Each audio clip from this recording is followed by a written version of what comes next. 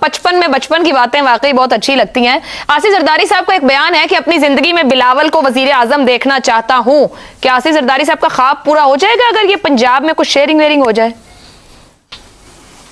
نہیں، پہلی بات تو یہ ہے کہ میں نے آپ کا شکریہ ادا کر رہا تھا کہ آپ نے بریف کیا مجھے پیپلز پارٹی اور نون لیگ کے ماضی کے بارے میں، چونکہ ٹین ایجرز کو اس طرح کی بات بتانا بہت ضروری ہوتا ہے. اچھا، اب رہ گیا آپ کا سوال. پہلے میں بات کر لوں ابصار عالم صاحب کے خواب پہ. مجھے افسوس ہے ابصار عالم صاحب، آپ کا خواب ایک ویل میننگ آدمی کا خواب ہے. یہ فارچون ہنٹرز کے گروہ ہیں، they are not political parties, اور what we are watching is not democracy. بہرحال اینی وے، اب آپ کے سوال کی طرف 3 سطریں عرض کرتا ہوں. نون لیگ انتہائی سیانے، موقع پرست، گھاگ اور کھوچل لوگ ہیں.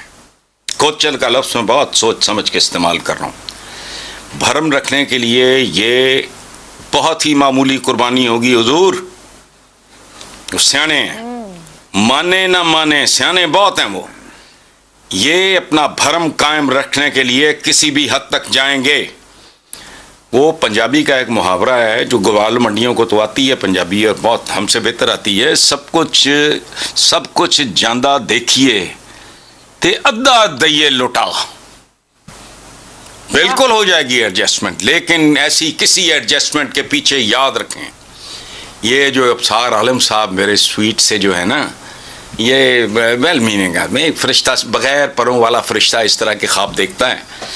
اچھا، لیکن آخر پہ میں ایک مفت مشورہ، کارپوریشن کا مشورہ، پیپلز پارٹی کو چاہیے پی ٹی آئی کے انتہائی زخمی ورکر کے اگر 5%، 2.5% لوگوں کو بھی اٹریکٹ کر لیا انہوں نے، تو اس کے لیے تھوڑی عقل کی ضرورت ہوگی.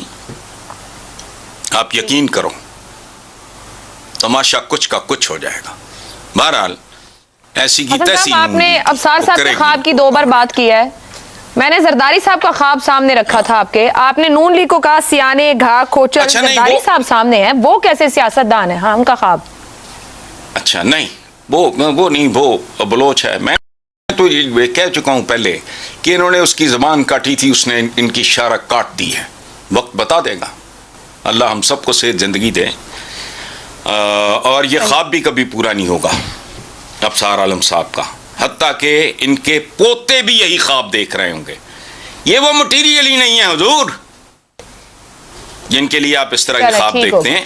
بہرحال اگر پی ٹی آئی کے انتہائی زخمی 2.5-2% کو بھی انہوں نے اٹریکٹ کر لیا، وہ ان کی اصل اچیومنٹ ہوگی. باقی سیٹیں تو جتنی مانگیں ان کو پتا ہے ان کے پلے ہے ہی کچھ نہیں.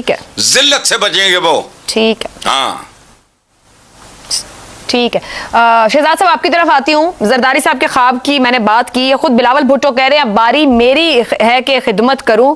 اب یہی کہا جا سکتا ہے ہزاروں خواہشیں ایسی کہ ہر خواہش پر دم نکلے. آپ کو لگتا ہے یہ خواب، یہ خواہش پوری ہو جائے گی کوئی آنے والے عام انتخابات کے بعد؟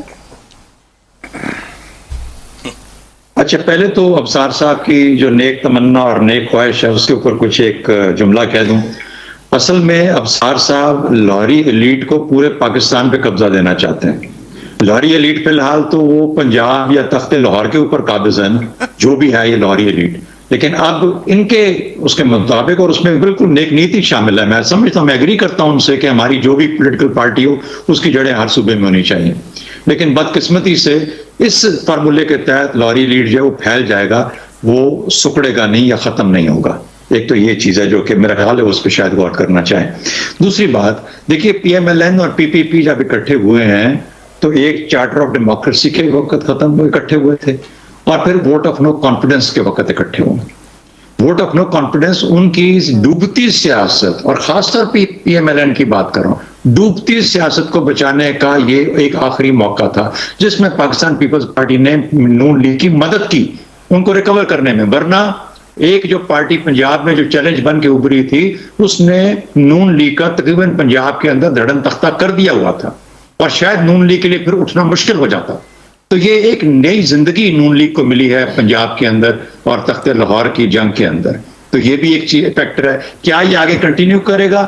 آگے چل کے میرا خیال ہے دونوں ہی بہت گھاگ ہیں. PPP समझ गई है कि उसने गलती की 2018 के अंदर, कि वो उस 2013 के अंदर जब उसने अपने आप को सिंध के अंदर रिस्ट्रिक्ट कर लिया, क्योंकि उसके बाद वो उम्मीद भी नहीं रख सकती कि वो आगे जाके कोई कभी सेंटर में या फेडरल गवर्नमेंट बना पाएगी। तो ये वजूहात हैं जिसकी वजह से वो चाह रहे हैं कि उनको कोई ना कोई रास्ता मिले। दूसरी बात, PMLN को अगर इतना सा भी शक हो ना कि शायद उनकी अपनी पोजीशन मुस्तहकम नहीं है पंजाब के अंदर, और जो कि मुझे लगता है कि मुस्तहकम नहीं है, क्योंकि देखिए जिस तरह से गेम खुल गई है पंजाब के अंदर, एक पार्टी हटी जिसने डिस्प्लेस किया, उसके बजाय 3-4 पार्टियां खड़ी हो गई। महमूद अहमद को भी शामिल कर लें, और PMLQ को भी शामिल कर लें, और इस्तेहकाम पाकिस्तान पार्टी भी शामिल कर लें। अब ये नहीं समझ आ रही कि बंदोबस्ती निज़ाम किस तरफ को जाएगा। इलेक्शन होने हैं कि नहीं होने, कब होने हैं, अगर होने हैं तो कब होने हैं। मेरा अपना अंदाजा ये है कि जो फैसला करने वाली कुव्वतें हैं वो ये सोच रही हैं कि जिस किस्म के हम दौर से गुजर रहे हैं, इसका कोई ना कोई एक ऐसा अंजाम या स्टेबिलिटी की तरफ जाएं जो कि उनकी नजदीक, उनकी शक्ल, उनकी सोच के अंदर ये है कि हालात थोड़े से और मुस्तहकम हो जाए। अब ये मार्च में होते हैं अगले साल, या नवंबर में इस साल होते हैं, मुझे नहीं पता। मेरे ख्याल है, मुझे तो पता 6-8 महीने और लगेंगे अभी। ये बंदोबस्ती निजाम चलता रहेगा। क्या अगला भी बंदोबस्ती निजाम होगा, चाहे इन्हीं लोगों की शक्ल में हो जिस तरीके से आज PDM गवर्नमेंट बैठी है?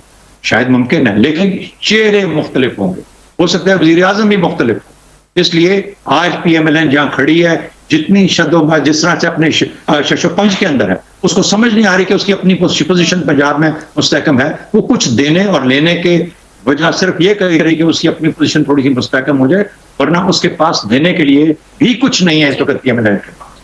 तो PPP को भी पता है कि वो किस PMLN से सौदा कर रहा है, और PMLN को भी पता है कि वो जो सौदा कर रही है वो बड़ा कच्चा सौदा है। अगर इतने पक्के होते तो कभी ये किसी किस्म का भी सौदा करने के लिए तैयार न होते। तैयार हो। चलें जी, हम इसको जरा इसार साहब थोड़ा और सौदे से बाहर निकाल लेते हैं, उनके सियासी रोमांस की बात कर लेते हैं। बिलावल भुट्टो ने कहा कि शहबाज शरीफ जो है वो मुस्लिम लीग नून का वजीर आजम नहीं बल्कि ज्यादा पीपल्स पार्टी का वजीर आजम है। आसिफ जरदारी ने भी काफी मीठे बयानात दिए हैं। कब तक चलता दिखाई देता है ये सियासी रोमांस, या आने वाली हुकूमत जब भी आम इंतखाब हो ये कंटिन्यू भी कर सकता है? देखें, सबसे पहले तो मुर्शदी हसन निसार का जो फार्मूला है जिसके तहत वो टीनेजर और अफसार आलम साहब बचपन में है, तो समझ लें कि मैं अभी ताज़ा पैदा हुआ हूँ और मेरे अफकार बिल्कुल नए हैं। और क्या ही बात है। मैं जो कहूँगा ज़रा थोड़ा सा जो मेरे पेशरोज ने कहा है उससे थोड़ा सा मैं हटके कुछ 2-3 चीज़ें आपसे कहना चाहता हूँ। क्लियर वजाहत से ही कहिएगा। जी बिल्कुल क्लियर वजाहत से, आपको तो मेरी बात पहले समझ आ जाती है। बिल्कुल, छोटे बच्चे तो ऐसा बोलते हैं ना, समझ में नहीं आता। नहीं, इसीलिए तो मैं कह रहा हूँ, उम्मीद करते हैं कि हम समझ पाएंगे। मैं समझता हूँ आपकी आवाज़ में जितनी ममता है, मेरी बात आप ज़रूर समझेंगी। मैं ये समझता हूँ कि देखें, ये इस मुल्क की इससे बड़ी बदकिस्मती क्या होगी कि जिस मुल्क के करोड़ों लोगों के पास रहने को घर नहीं है, उनकी किस्मत के फैसले दुबई में होते हैं। चार्टर्ड फ्लाइट्स जाती हैं, आला तरीन होटल्स में ठहरा जाता है, बंगलोज होते हैं, बड़ी बड़ी कोठियाँ होती हैं, और फिर पुरतईश डिनर्स होते हैं, लंच होते हैं, जिसमें ये भूखी नंगी मखलूक के मुस्तकबिल के फैसले होते हैं। और अगर ये बंदर बांट, आई एम सॉरी मैंने बंदर बांट कहा, इस पे बंदर को एतराज़ हो सकता है, अगर ये बंदर बांट ही करनी है तो फिर इंतखाबात और जमहूरियत का ढकोसला क्यों करते हैं आप?